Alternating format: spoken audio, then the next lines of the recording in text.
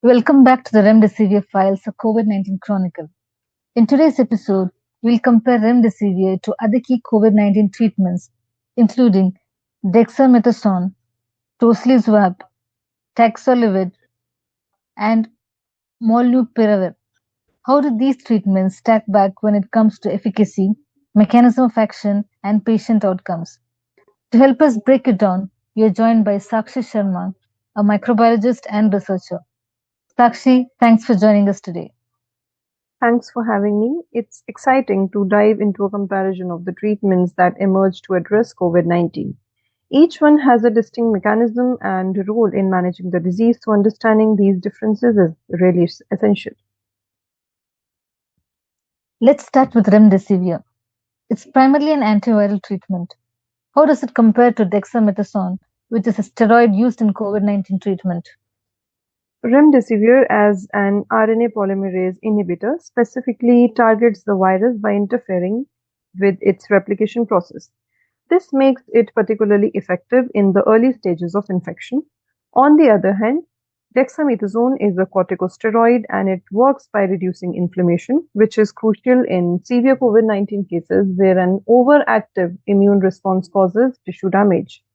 Unlike remdesivir, dexamethasone is not antiviral, but it's vital in preventing the cytokine storm in patients with severe respiratory distress. While remdesivir may reduce time to recovery, dexamethasone has been shown to reduce mortality in patients requiring oxygen or mechanical ventilation. Now, what about tocilizumab? This drug targets a different part of the immune response. How does it compare with remdesivir in terms of effectiveness?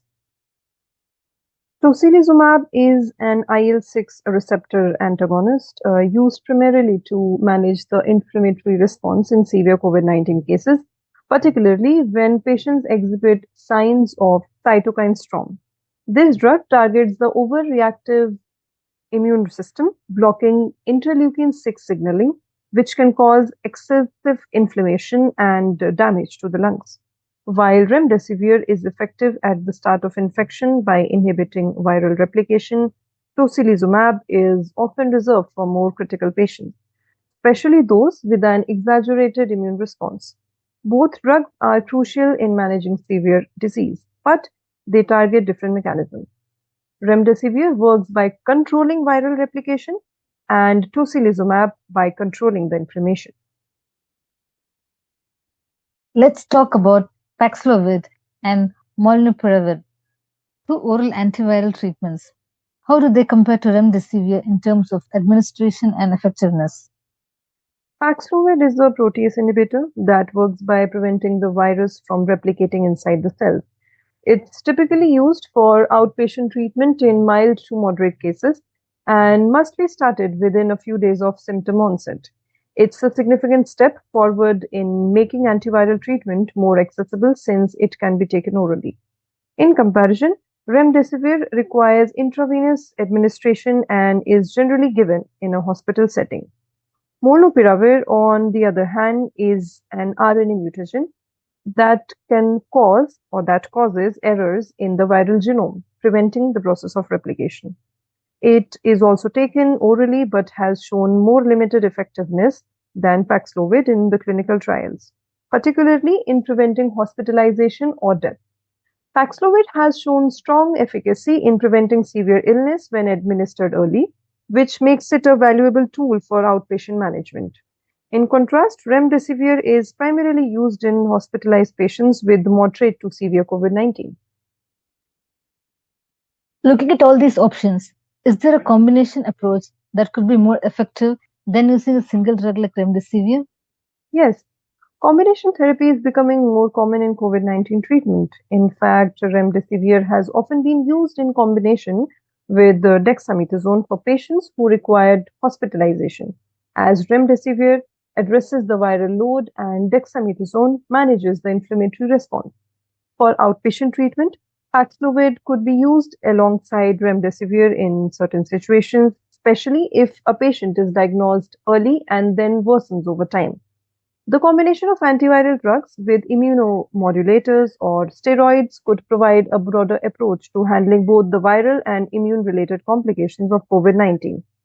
The choice of combination would depend on the patient's progression with ongoing evaluation of side effects and the drug interactions as well. Finally, as we look back at the effectiveness of these therapies, how do clinical studies and world data influence the decision making process? Clinical trials provide a structured evaluation of a drug's safety and efficacy under controlled conditions, and real-world data complements this by showing how these treatments perform outside the trial setting in more diverse and dynamic patient population. For example, while remdesivir showed some benefit in reducing recovery time in hospitalized patients, real-world data has shown mixed results, particularly in those with mild disease. Similarly, dexamethasone's success in reducing mortality is heavily supported by real-world studies, especially in critical patients. The key takeaway is that evidence-based decisions continue to evolve as more data becomes available. As new treatments are tested, comparing them against established therapies in real-world conditions remains essential for optimizing COVID-19 management. Thank you so much, Saakshi, for walking us through this comparison of COVID therapeutics. It's clear that while each treatment has its own strengths, the decision of which to use really depends on the stage of disease and patient needs. Thank you for having me. It's crucial to recognize that these drugs complement each other in different ways. The goal is always to provide the most effective treatment for each individual patient. Till then, stay tuned. See you in the next episode.